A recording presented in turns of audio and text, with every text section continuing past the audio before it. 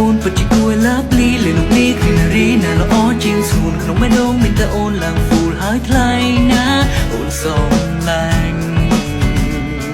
មុខអូនគួរអត់ខ្នាញ់ណាងបើសងសាសំណប់ចាំបងនឹកអូនខ្លាំងណាស់នឹងទេទុកពេលគ្មានជីវ៉ាបងពិតជាឯកានឹងបើបងស្នេហ៍អូនខ្លាំងណាស់បងនឹកតែរូបអូនម្នាក់គុណ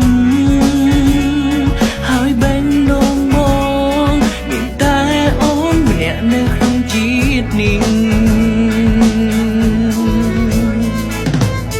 ទុកចិត្តចូលក្នុងចិត្តនេះបងស្ងតែស្រីមិនមានថ្មីមិនថ្លៃឈឺផ្សាមិននៅអូនហាមាត់ថារបងជាមនុស្សប្រ